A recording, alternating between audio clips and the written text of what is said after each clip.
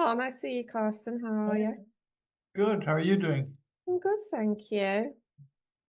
Hi, Tracy. I'm Mary. Hello. So we have a visitor today, which is good because it means I don't have to talk as much, which at 8 a.m. UK time, because sort of when I've only had one coffee can be a challenge. But Harry doesn't have that excuse because you're in Dubai, aren't you? So like, what's the time there? Midday here, it's 12. Yeah. Okay. So I've had time to warm up. There you go. Good. Okay, so you can take the floor for me today. Um, Mary is also in Dubai. So Amazing. mm, so yeah, Harry is founder of Acquired. They know everything to do with processes, automation, outreach strategies, play, LinkedIn, B2B. That's the best intro you're going to get from Harry. Why don't you take? Perfect. Summed it up absolutely perfectly. Oh, good. Nothing I need to add. Oh, Um, yeah, no, that's absolutely perfect. You've summed it up just right. So we really focus on business development. Honestly, just for staffing and recruiting companies, we're exclusive to this market. We use a lot of AI systems like the likes of Clay, a lot of automation through the likes of Smart Lead, Instantly, Dripify, all these automation tools, really just to help recruiters with their business development, to allow them to take hands off of that and focus on steering the company in the right direction as a whole, rather than be stuck in the day to day, trying to constantly win business, which I know can be an uphill battle, especially of recent times as well. It's been a bit more difficult. So that's effectively what we help with. And then, yeah, Sarah, if you're happy, I can take it away from here and go oh through yes, the whole presentation. you go for it. And how would you like, if people have got questions, do you want them to interrupt you or leave them at the end? Just fire them at me. Okay, Yeah, great. I want it to be a very open, collaborative session. So as I'm explaining things, if Okay. you have any questions, just jump in, just ask away. Don't feel like you have to wait for any specific time, but I can just get straight into it and show you what we're working with. So Okay. there'll be a few things that I show that will be more collaborative. Like there's a specific clay table that I actually will share the link for. So if you want to try this out yourself, you can. And it's one that's been working really, really well for our clients at the moment. So I'm excited to show you that. But just to give you a bit of context with everything, I'm going to share my screen and hopefully this works nicely.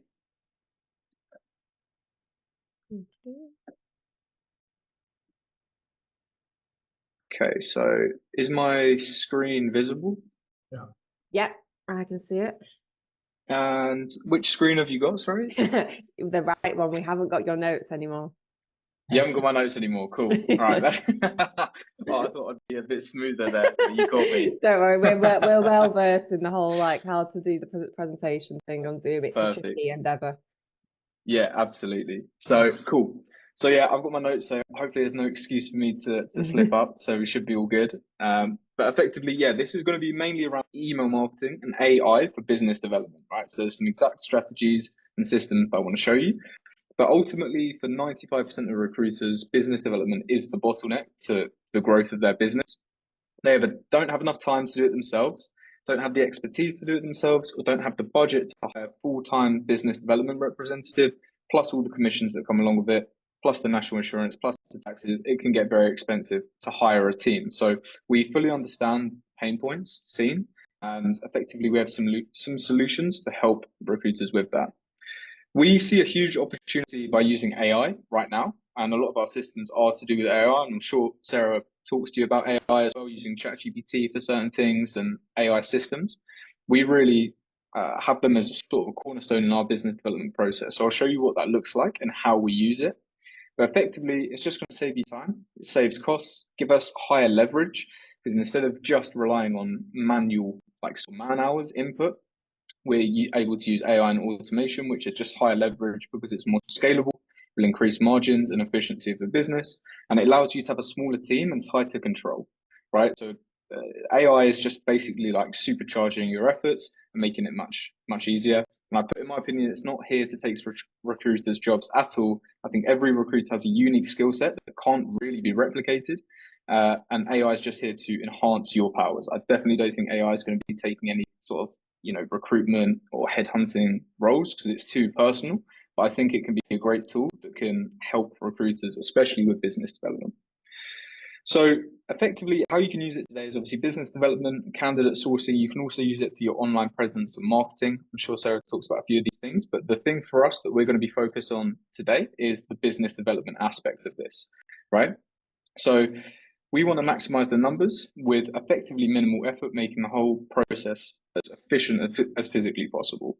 The way that we do this is basically getting our campaigns in front of more people. So I'll show you what it would typically look like from our infrastructure. We usually run email and LinkedIn outbound campaigns, right? So I'll walk you through this. It's a 4-step process effectively. It starts with building an infrastructure.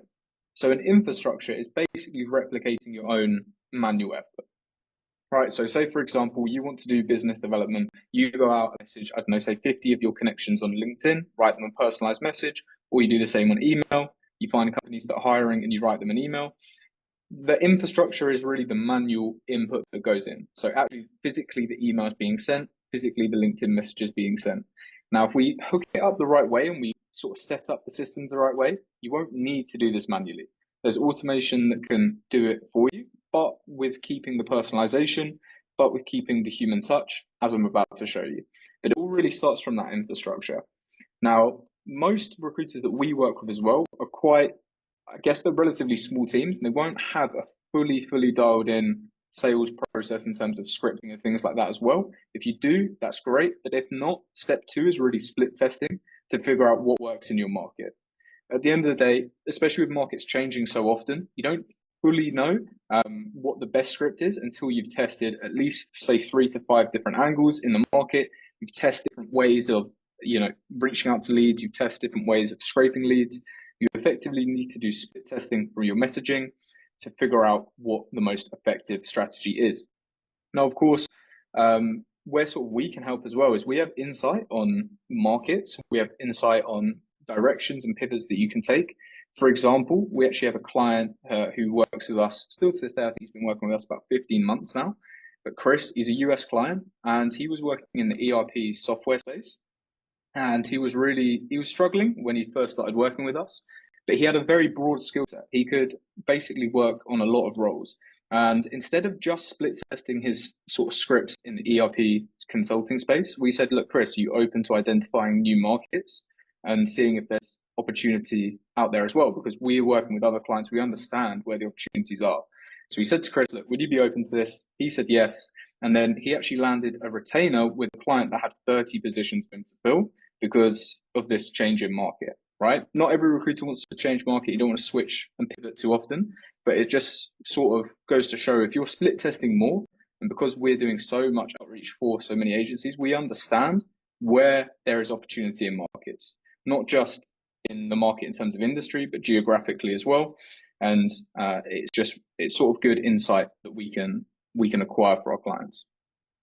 Once we have a good market, a good message, we've got everything dialed in, then it really comes to response handling, getting people to actually handle the responses from BD. It's one thing doing all the manual input in terms of the messages, then another thing hosting those conversations. Because as you probably know, you don't just send one message and someone books a call with you straight away. Oftentimes, that would be nice if that happens. It doesn't happen all the time. You often have to have a conversation. So we want someone to handle that.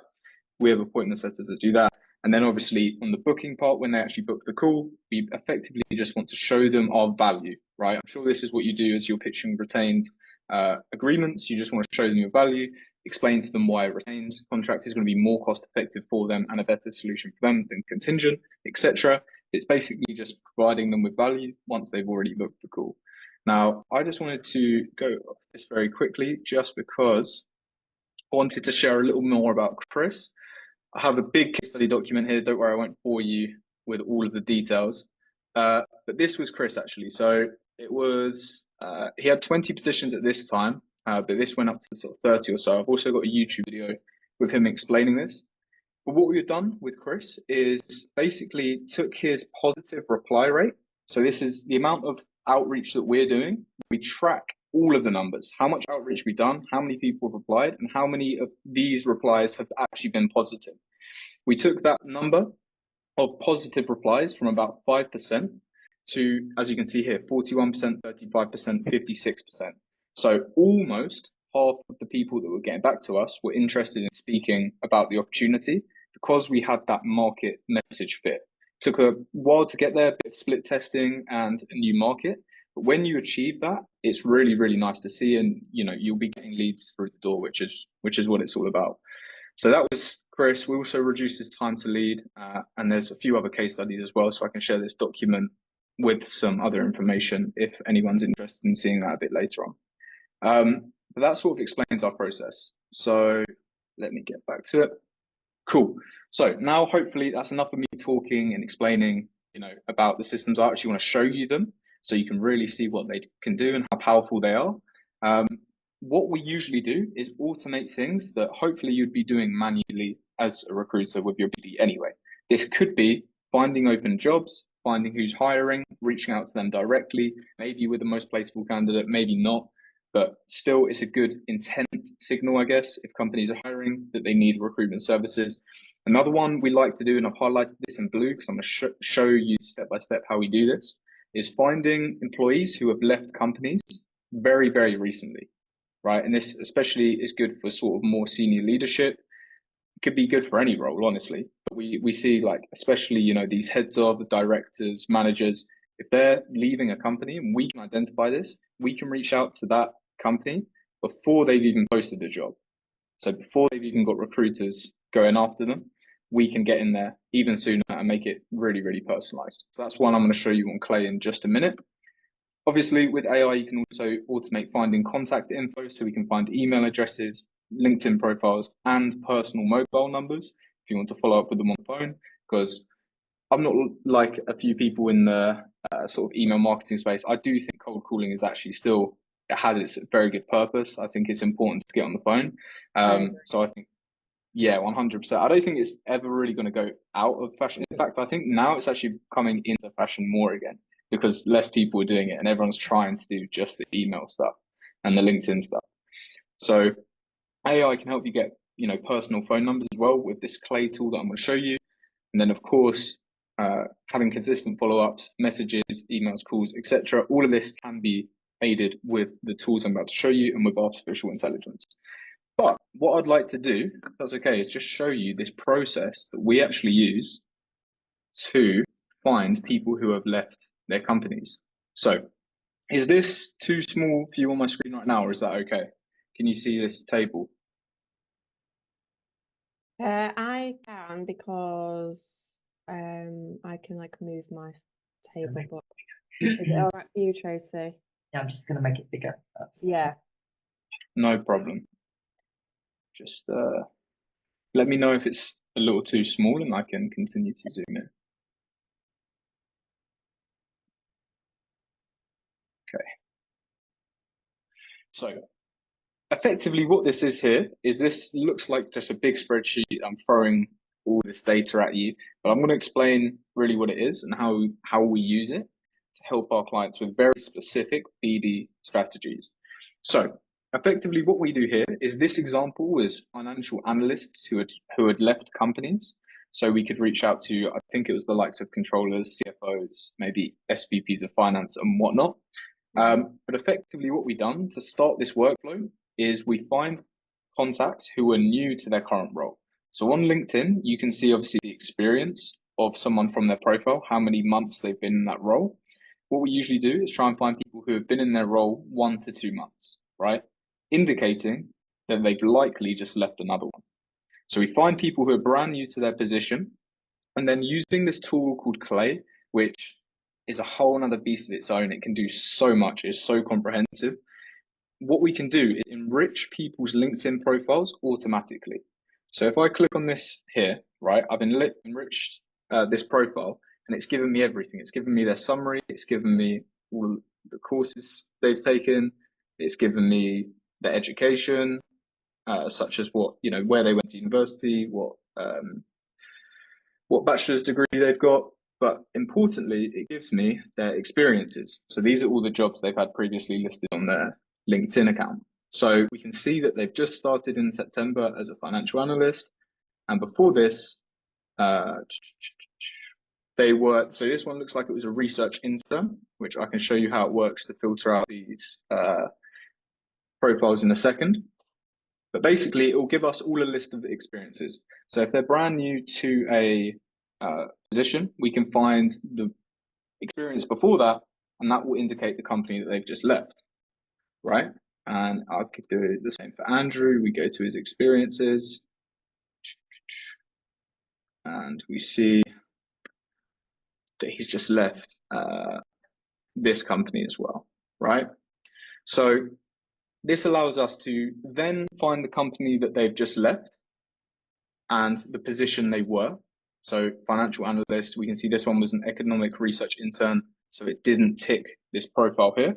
If they're a financial analyst or a senior analyst, then it will tick to show that it's what we're going after, right? So they used to be a financial analyst. And then we can go ahead and find the person to reach out to. So in this case, it's Anthony. Let's see what he was. So he was a CFO, right? So maybe a little senior there, but nonetheless, we've got a CFO that we can reach out to. And we can create him a very personalized outreach message at scale. So we can do this for hundreds or thousands of leads saying, hey, Anthony, noticed that Alexander, your old financial analyst, just left in September to work for this company. Just curious, would you be open to seeing any other financial analysts that could be a replacement before you start putting the job posts out and having to deal with all of the applicants, right? And because we've got this all in one table, we can put these variables into an email and pretty much automate the whole thing. Now, of course, it requires a lot of AI, like filtration and checking, which is why we've got these tick boxes to make sure everything's up to date. And you don't want to just, blast this out at really, really high volume, but it allows you to slowly automate the process and remove yourself from having to do all this manual research. And then even if you're checking, say, the last 10% of it, like checking this table, then it still removes loads and loads of time. So basically it allows you to do much more personalized outreach directly to people's email addresses. That's timely, it's relevant, and hopefully it's what they're looking for right now. So does that make sort of any sense? Have I made that too difficult to understand, or does that sort of paint a picture as to what Clay can do and these automation tools can do? So you need Clay to do that then, basically? Yes. To do it automated, yes, you need Clay to do that. Okay. What are you thinking, Mary? Are you good? Oh, I can't hear you. Sorry, how did you pull that up? How did you Sorry? pull that up? How did you pull that up on Clay? So I have actually a table. I've created this into a template that I can share with you. It's got everything in there. I created this myself. And it will check everything. So it will find, all we need to do is add people who are new to their roles. And then it will go through and do everything. It will find their previous employer. It will then go and find who we want to reach out to at their previous company, find their email address, their business email address, and then we can do the outreach from there. But effectively, what we want to do is we want to import profiles, right? And we want to find, say, for example, we were looking for, once again, I'll just use the same example, financial analysts. I'll just type in financial analyst in here. Ooh. And then I can put in loads of stuff. I can put in keywords, etc. Stuff in their bio. If you're looking for a particular type of financial analyst or software developer, you can put a software language. You can go really sort of pinpointed with this. But what I would do is say, let's go for a minimum of 2 months in their current role. So they're brand new to their current role. So they've probably just made a move, which we'll verify again with AI. And then let's say for this example, once again, was US. So I'll just put in United States. And then we can find a list of these all financial analysts who are 2 months or less new into their role. We've got 2.7 thousands of them. And then we can go ahead and find where they've just left, who the CFO or controller or SVP of finance, VP of finance is at that company. Reach out to them and say, look, I know Ken just left to work with this company. Would you be open to seeing any replacements that could fill his position if you haven't already? Sort of thing. So if they have your template, then that's the only thing you need to put in. Yeah, they can run it with the template. Yeah. Yeah, that's really cool because I have played around with Clay, but I will say it can be quite daunting at the start, can't it, in terms of a Oh blank yeah. page and there's so much you can do. You don't really know where to start. So actually Yeah. having a template like that so you don't have to build it yourself, that's It really will definitely save some time. yeah, Took me a exactly. long time to Exactly. to build all this out. So I don't like to say that I lost days, but I definitely lost days on Clay. yeah, But yeah, they were days well spent, I will say, because I love that sort of stuff. But if you don't have yeah. that time, like that's great that you can you've made a Yeah. template. You can definitely learn a lot from playing around with it. There's Yeah. plenty of things that really Clay can do. For example, if I go back and I show you, it all stems from creating new tables, right? So the way we do this is from the way I just shown you, obviously I use that template. We can also do ones where, say, for example, we want to find jobs, right? Say you wanted to go after job postings, you can do exactly the same. You can put in job titles. Let's say I wanted to reach out to or find all of the companies that are hiring for a financial analyst. I wanted a specific keyword in the job description, then you can put that in as well.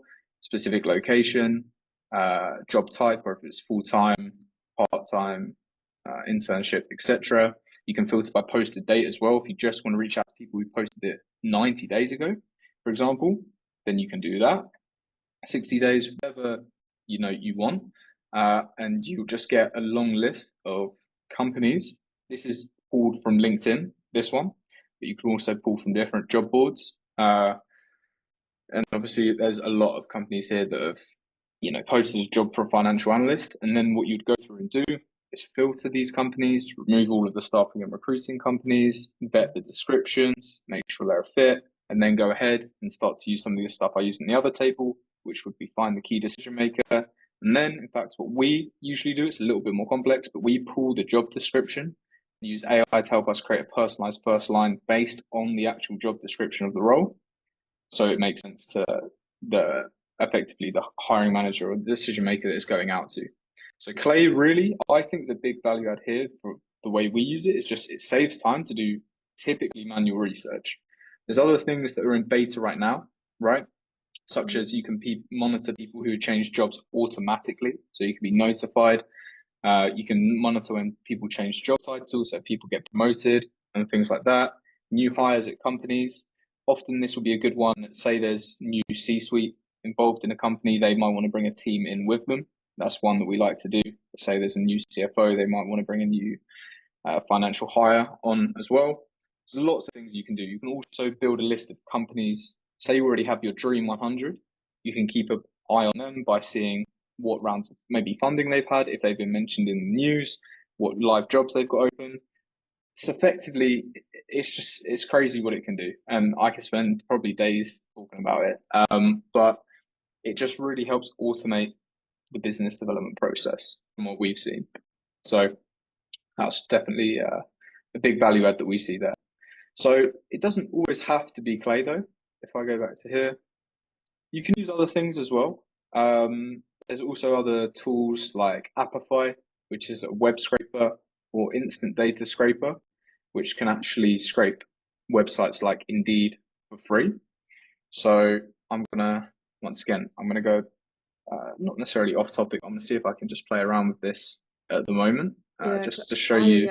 it's interesting that you've just put that up because I literally, as you were showing that job stuff and the beta stuff, I wrote Apify because I remember when I was playing, Yeah, you needed Apify, but do you yeah. need to do that anymore, or like does it still help with stuff? You don't need to do it anymore. Clay hosts it. When I gave a similar talk to this about in I think it was March time, you did have to use Apify, but Yeah, now exactly. you don't have to. So, but Apify can, like, for example, say you want to scrape Indeed, Apify is probably better, but there's free alternatives that you can use, such as, I don't know, for Instant Data Scraper. Oh, my apologies, I don't have it. It's in a different Chrome window. I'll just open it up. But there's things that you can do to get around using Clay if you don't want to spend too much money on it, because it can be expensive, all these credits, such as, I'm just going to put basic filter in here.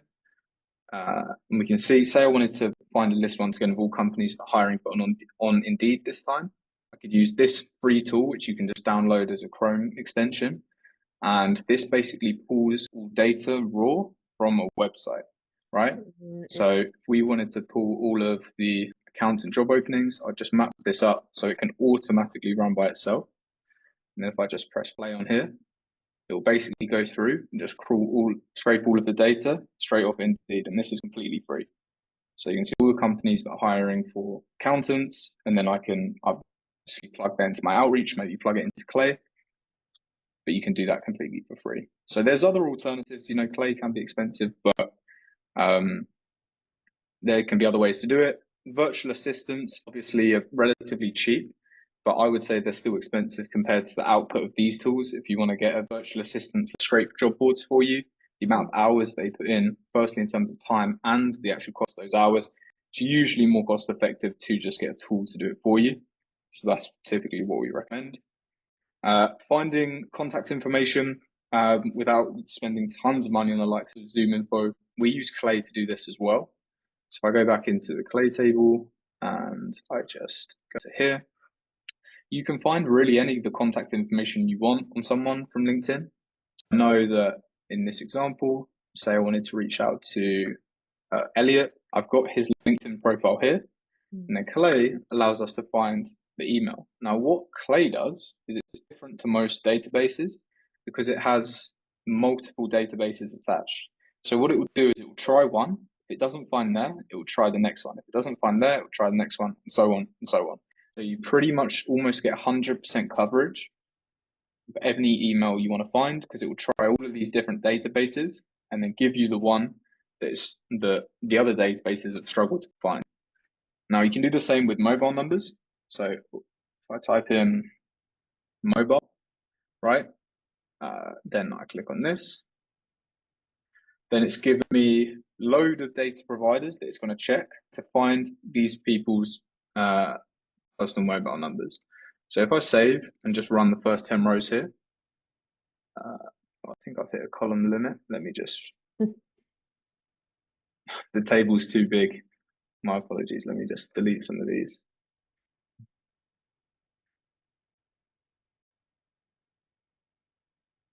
Maybe easier if I just create a new one, but bear with me.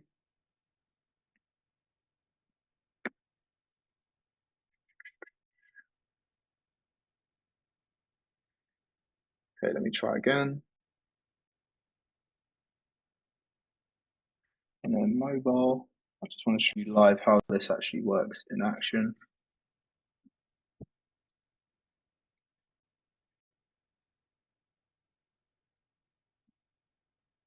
Cool. So you'll see the data, you'll see how it works live in action.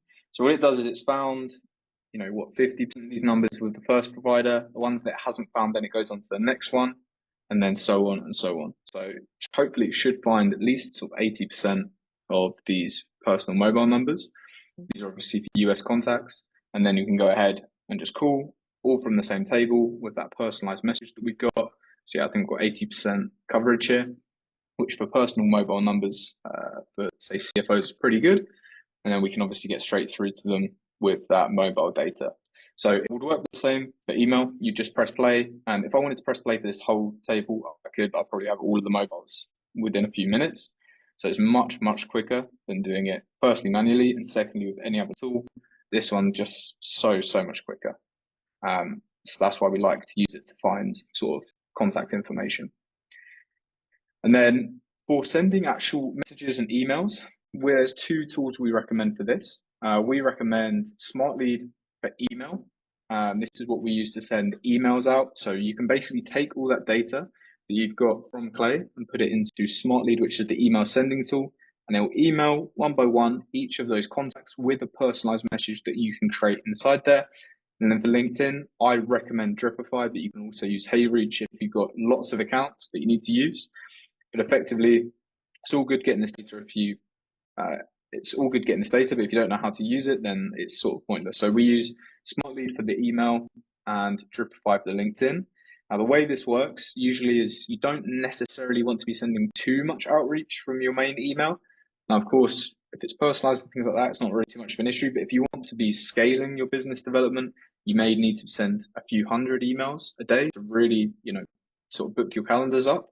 And that would probably not be advisable from your main email address. So you'd want to start to create different sort of domains and then have a multi-inbox strategy where your risk effectively is spread across multiple inboxes that all hook back to your main one, all look basically redirect back to your main domain.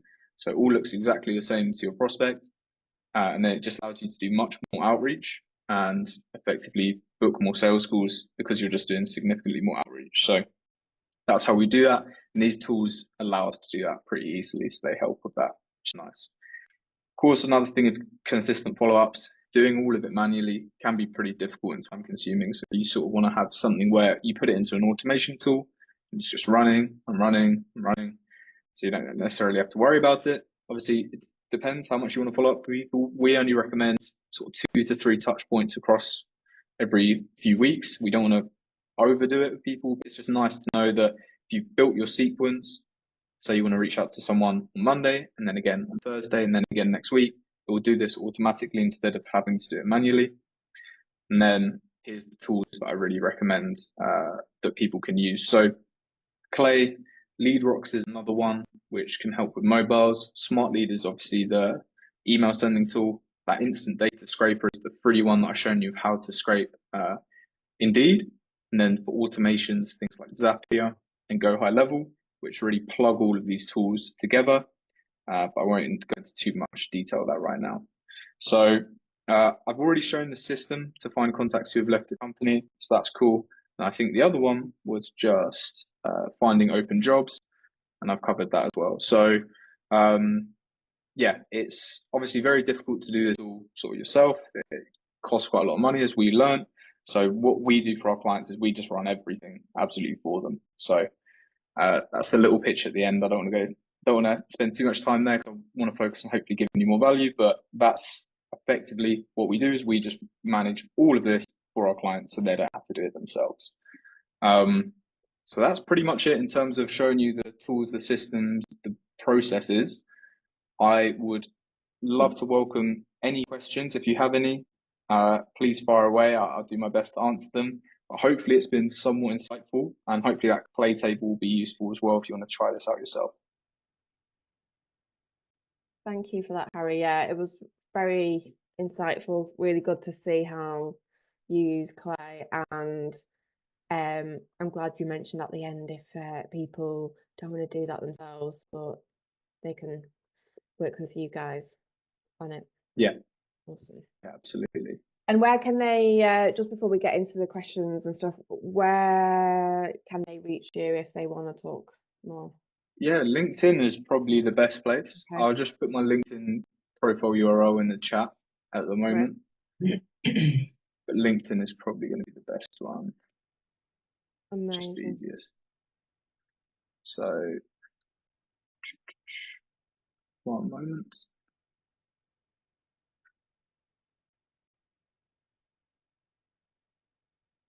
Okay, so I've just put that in the Zoom chat. Right. I'll there, make sure my that LinkedIn when profile. we because obviously this is being recorded as well, I'll make sure that this is with the collab recording as well. Yeah, sounds good.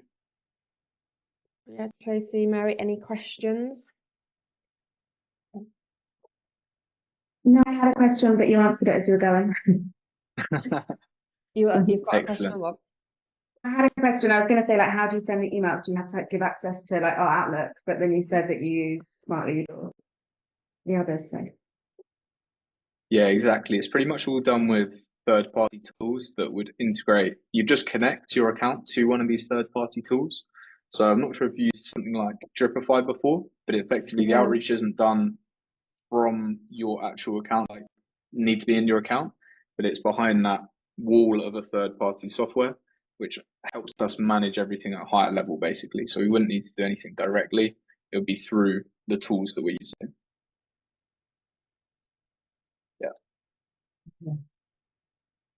And what about one of the things that we struggle with Dripify sometimes is like the limits of stuff. Have you found like you can push the limits of Dripify, or do you make sure that you stay within them? I think it very much depends on the warmth of the profile. Now, what I mean by that is we've tested things with accounts that have got, say, 30 to 50,000 followers, and they can get away with a lot more than someone who's got 200 or 300 connections. Yeah. So as you're looking to do high scale stuff or stuff on a mass scale on LinkedIn, you just need to have a really, really warmed up profile. Make sure it's active. There's messages flowing in and out. There's commenting on people's profiles. You're posting, and it just looks sort of healthy, because LinkedIn will pick up if, say, you've just created an account or you barely use it, and then you're doing mass scale outreach. It can be difficult. So we tend to, with LinkedIn automation running for our clients, stay quite below the limits, and we use email to scale things. So we use LinkedIn to validate messages, LinkedIn to build the network, of course, and do things. It will book a good amount of calls, but you really want to get more volume in there, then I would recommend email to be the one to do that, as opposed to LinkedIn, because it's just not worth the risk, I don't think. Yeah. Yeah. Especially if you're using it for sourcing day to day. It's like, can't afford to have your LinkedIn account go God. down.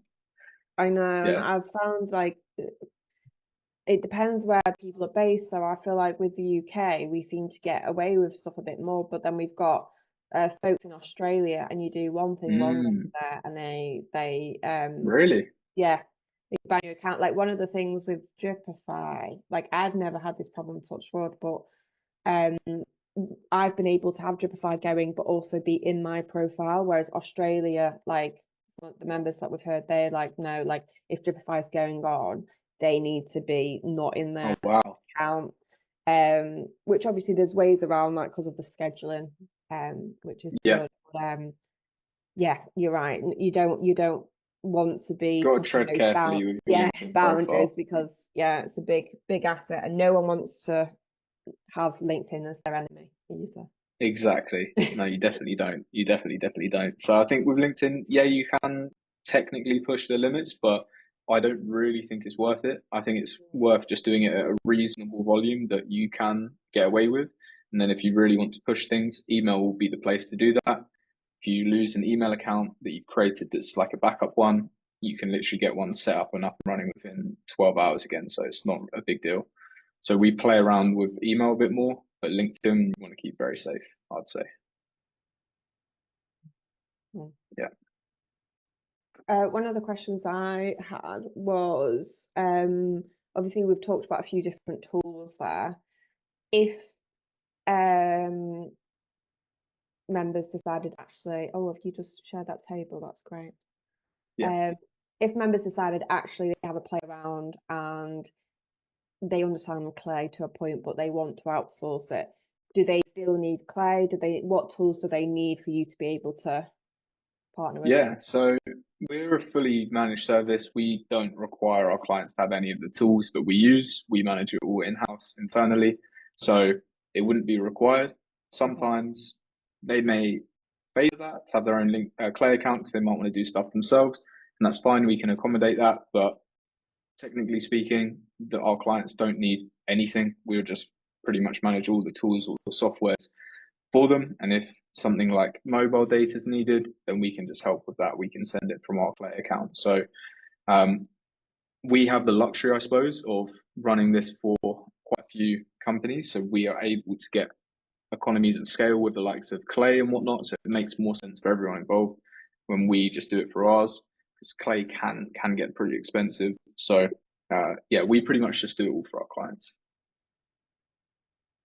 Amazing. Yeah, because it can be pretty pricey, Clay, can't it? Like I found when you're testing stuff as well, in that testing phase, it gives you some free credits to start with, but you quickly run out of those. So that's good Yeah. to know. Yeah, I completely agree. Amazing. And cost, Harry, what are we talking about cost-wise then? For our service or for Yeah. Clay, sorry? For our service, so you're bringing it all in. If you what you're saying is you would bring all these tools to the table, right? Yeah. And we manage everything, and our typical package is we would do around 5,000 to 10,000 bits of outreach per month or contact collection, right? So it wouldn't be necessarily all emails, but it'll be reaching out to, say, a few thousand every single month, should your total addressable market allow. And for the whole price, so the whole cost is we do £2,200 per month, and we recommend a minimum of 3 months to see the best return from that. That's £2,200 per month. And I guess with the total addressable market, which we do talk about in module 1 of the program, to make sure that you're working with a TAM that is big enough for you. I guess if they had a call with you and actually it was like super niche, and you felt like we'd have to diversify, we'd have to do something, you'd advise at that point. Yeah, I would. We do have clients. We've got some executive search clients in the States that have a very small TAM, and it just means we have to adjust the approach slightly. It just leans on, you have a trade-off, right? As we do more outreach, it slowly becomes slightly more generalized. If you have a very small TAM and you've only got a list of, say, 500 people, it needs to be extremely personalized. So the effort remains the same. You just focus on the approach. However, that being said, we would probably advise we would at least advise markets where we're seeing traction, like the example of Chris from CZ Recruit that I've shown, just to really open things up. The more shots you have at the dartboard, I guess, the more chance you're going to hit bullseye, right? You're going to have more success. But it's not fundamentally required, because we do have some executive search clients that have a small TAM. But we would at least give the recommendation to maybe look at markets where you can do a bit more outreach, just to improve the chances of success. Sorry, can I ask a question? What's been the best results you've seen?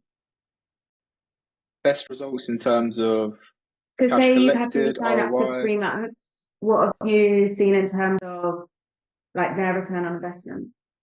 So the best return on investment we've had, probably in the region of 15x. Obviously, with recruitment, your contracts are pretty large for the most part. So we've had clients fill 6 job orders, within 90 days, which is good, because it usually takes, say, 3 to 4 weeks to get the whole system up and running, split testing, dialing in. I would, 15x ROI is an anomaly, but it's one of the best. On average, it's probably going to be between 3 to 5x return on investment. Okay. Yeah.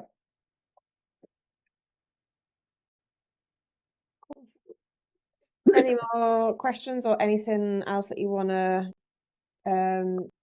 mention, Harry? Oh, I've just had a coffee.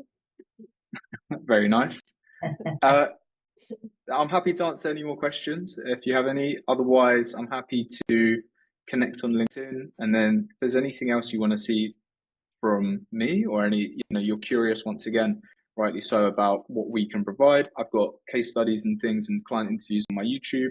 I'm happy to share links to those. Happy for you to speak with people you've worked with previously. Just happy to really be transparent with it and let you know what we can do for you if it is of interest. So happy to connect, happy to answer any questions, and thank you for listening to the presentation today. Thanks, Harry. It My was pleasure. really insightful. Like the way that you managed to convey clay as like relatively easy to get up and running is great, because I do understand the challenge, but that table is going to really help people shortcut their learning. So thank you so much for that. And as I say, we are recording. This will be in the portal. And I've got a gap in my outreach module, which I've been wanting to do a video on clay for ages, but you've basically just done me a job there. So thank you so much. Glad I could help out. That'll be in there. And I guess you'll just make sure if people book a call and they mention Retrain Search, that they'll be looked after. Definitely. Yeah. If anyone books a call with Retrain Search in the notes or things like that, don't worry, I won't have my my sales guy take it, I'll take it myself, and we Oh, can that's speak about things. So yeah, that'll be fine. okay. Amazing. Well, unless anyone else has got any questions, Mary, I've seen your messages. I will get back to you today. Yeah, sorry. No need to apologise. I love it. No, thank you for seeing that. Mary was the first person to get access to the vault.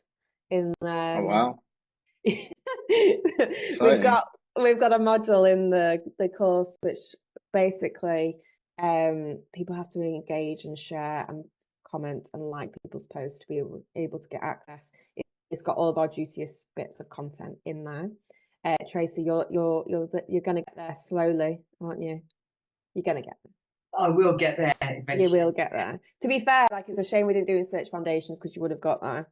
But yeah, we're getting there.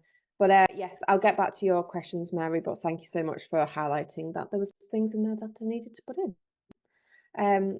Cool. Okay. Well, lovely to have you on, Harry. And I will really make appreciate sure it. that we share your contact details as well.